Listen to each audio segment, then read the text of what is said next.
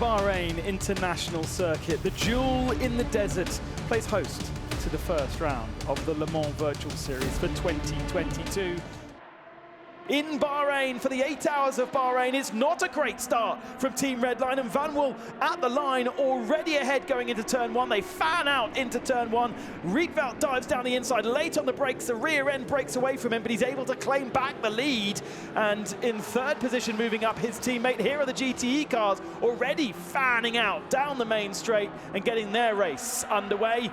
Covering off the inside, the Redline BMW that seems to be lacking a little bit of straight line speed. And look at that Red Bull. Is that Red Bull coming all the way around the outside? No, it's not. They're a little bit further back. They're still making up good ground.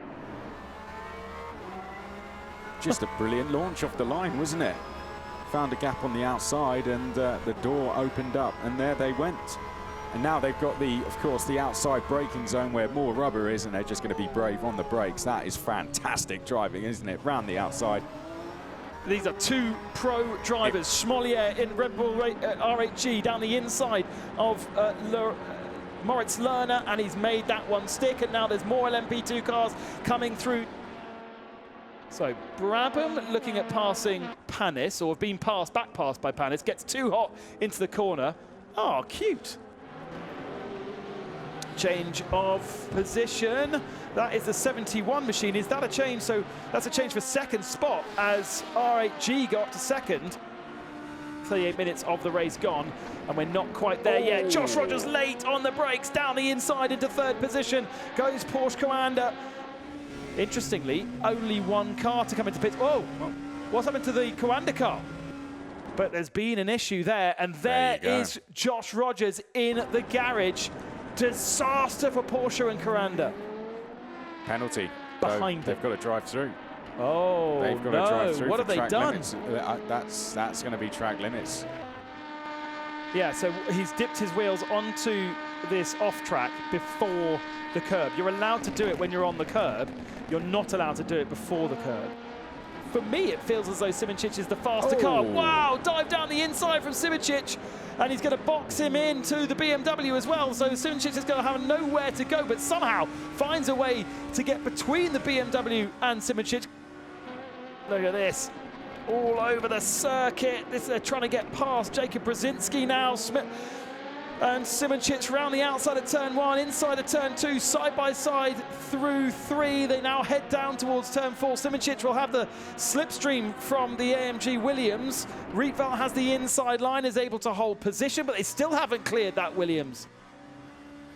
Little bit of defensive work going on from Brzezinski. Hard defensive work going on from Brzezinski. Rietveld chooses the outside line. Can he go all the way around the outside with his extra grip? He's being squeezed by the Polish driver. Inside line, but now outside line once again. Simončič, surely, right-hand side. Oh, there's no space. He has to go into the middle. Is there any space to squeeze between the two of them? No, there isn't.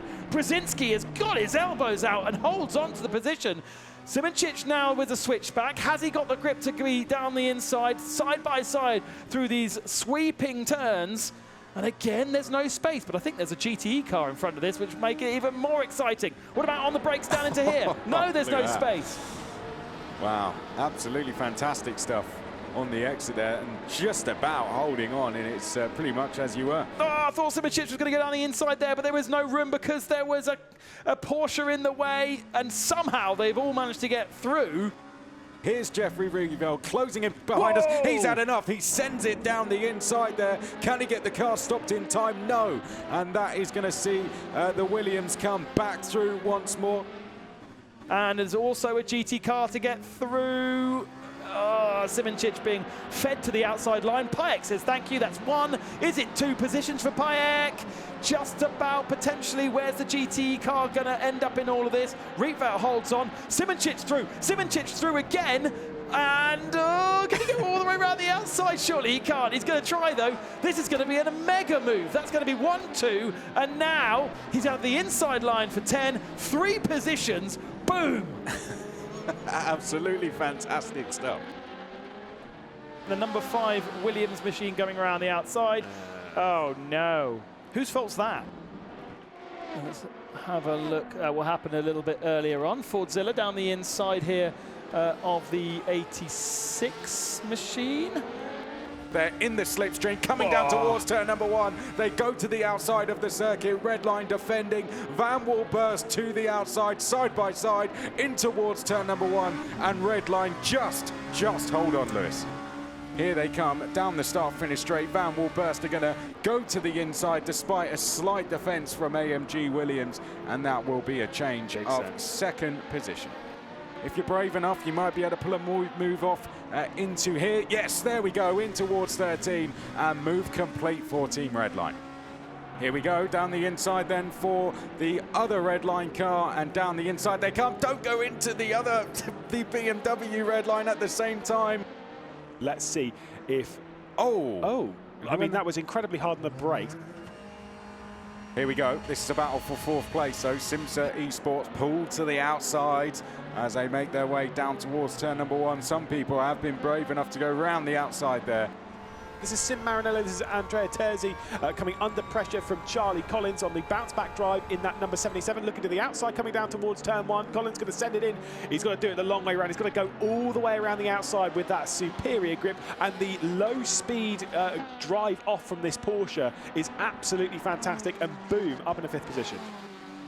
On that stop, big moment there for Liam de Waal. This should open the door for a very brave move from Jesper Pedersen. Oh my goodness.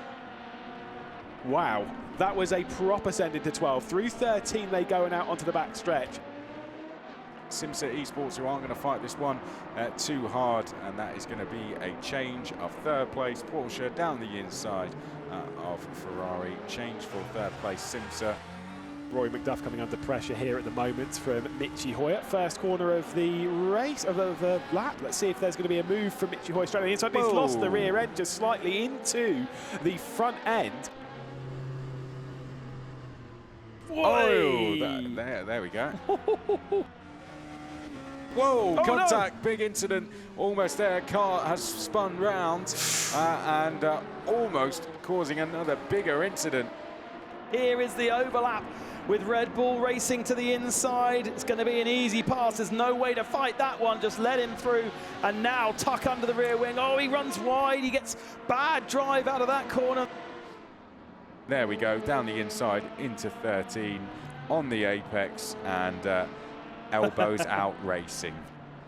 Or over racing. Oh dear. That is a big pop. It's gone bang. Yeah, that is a sizable explosion. Again, engine wear is on.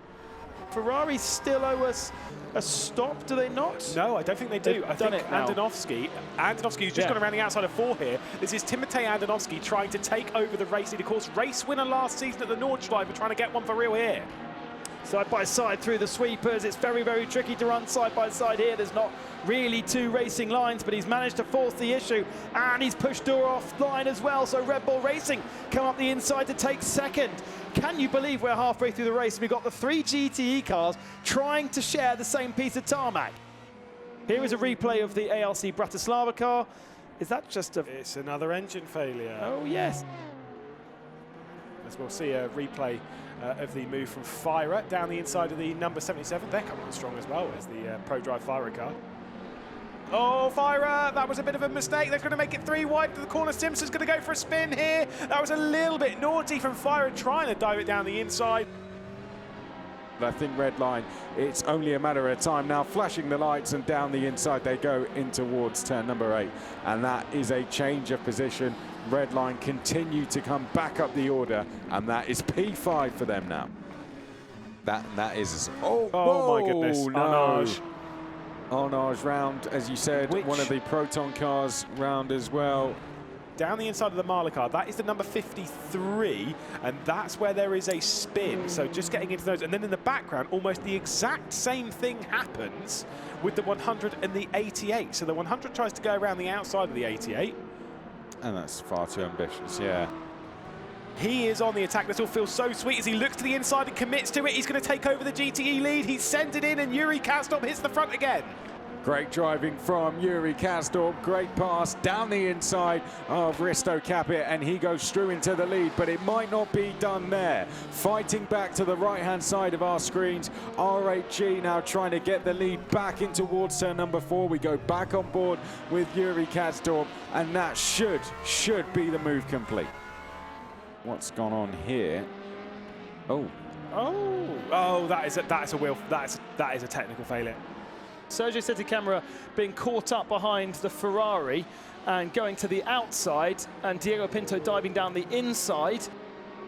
Will Pinto be... Oh, he's on the racing line, but will he get round the outside? I don't think he will. But he could try, if he gets a good exit, to slingshot down the straight. And we're seeing our two... Whoa, dive down the inside. There we go. Look away for 1 second. You need a little bit of help to get down the inside once more, really on the dirty part of the circuit, but it's going to have the inside line, and that is lovely from Alexander Schmoliet. Now he needs to shut the door a little bit to stop them from running side by side through this part of the circuit. The third place, Kevin Siggy, is only 4 seconds back. We know how fast Kevin Siggy is, but they're still side by side. Now we'll be in the next braking zone, the inside line for the Ferrari. Surely he can seal the deal now. Yes, he does for the moment. Here comes Simončič out of the... No, but he's going to be behind. Surely he's going to be behind. To the right-hand side. Where are they? Oh, they're very, very close. The advantage was nothing. They made contact between the two of them. Cold tyres. Will Luke go for a last-minute lunge? Yes, he does. The car disappears. Simončič is very, very late on the brakes. Doesn't make the corner. Stays around the outside and holds onto the position for the moment. They enter exit at exactly the same time, and the BMW is going to be ahead of the Porsche, squeezing on pit exit. The Porsche needs to be careful not to cross the white line. There's traffic, huge traffic coming past, and they come out of the pit side by side. They rub, they bump, they bore.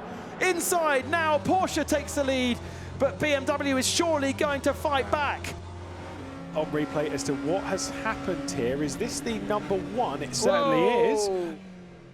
Up, and here is Yoyoski jumping the Luke Bennett Redline car, and he's done it. Oh, race control. No. Giving a drive-through penalty to who? Was that to the number 71? That is to Kevin Siggy for an unsafe release. Yoyoski now goes super defensive on the inside line. Is it too much? Are they weaving? Bennett looks to the inside. There is a little bit of space. He dives, needs to be careful not to knock out the Marla car, and just about survives. Wow, look at that. There is nothing between them. Maybe even a little bit of contact between them. Marla racing in the way here. Round the outside comes Redline. For the first part, has the inside for the second part. A little bit of fisticuffs as well. Oh, and Redline gets squeezed behind Marla. I thought they were going to be boxed in there. I thought so too. I thought Williams were going to sort of stick them out there and hang them out to dry straight around the outside, a little bit too deep on the brakes. There's contact between the two. Look how aggressive the defensive line potentially from Vazevsky. There's the send down the inside for Diogo Pinto, and more contact between the two. Doors open, Pinto's through, and the Portuguese driver makes it up into 6th position. Oh, that's going to be a bit of contact there as well to push Simpson out wide, just over the rear end. Again, contact, careful Siggy, and now he's completely lost out in that he does not have the grip. Pedals are plugged in. That is, I think that is an issue with his hardware, isn't it? The Van der Velde 1000. Oh, that's a late move. Luke Bennett just getting out of it there. Let's see. So it's one of... Drawing in under slipstream. Luke Bennett looks again down the inside. There's more of an overlap this time. Side by side, wheel to wheel battling. A little bit of oversteer from Johan Yoyoski. More wheel to wheel battling, more contact between the two. But Bennett has the inside line before. There is a car ahead of him. Is it going to get in the way of them? It's the BS competition BMW who takes the racing line. Yoyoski goes all the way around the outside at 4 and will make it stick. He is going to send it. Oh my goodness, that is not the corner to do it at. Towards Yoyoski, but again a lunge, a massive lunge, and again he's not going to be alongside. You can't do that, Luke Bennett. That is an absolute slam dunk on television with Eduardo Freitas watching on. Is he going to give the position back here? Yeah, he is. Yes, he is. Yeah, smart move. Carrying loads of momentum. Big defense from Yoyoski into turn 1. Around the outside for Luke Bennett into turn 1. Yes, this is the right way to do it, because now you've got the inside for 2. You don't have the inside for 3. You actually don't have the inside for 4 either.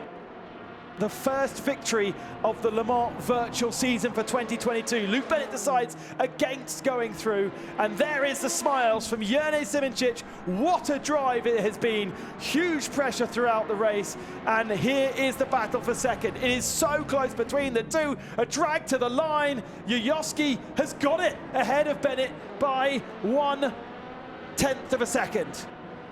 But it is Oracle Red Bull Racing with their first victory of the season in the Porsche, and Yuri Kasdorp goes across the line.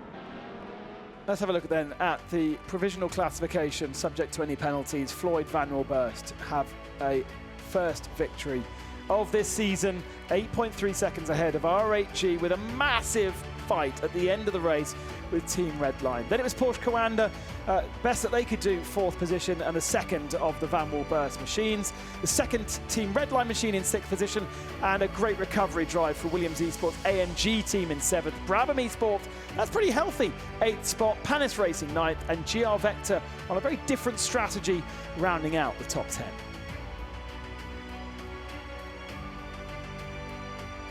The Williams Esports number 5 car in 11th position, Arnage 12th, Yaski Veloce with issues at the end of the race in 13th, Pescarolo 14th, Sem9 at Axel Esports in 15th spot, the second rFactor Esports car 16th.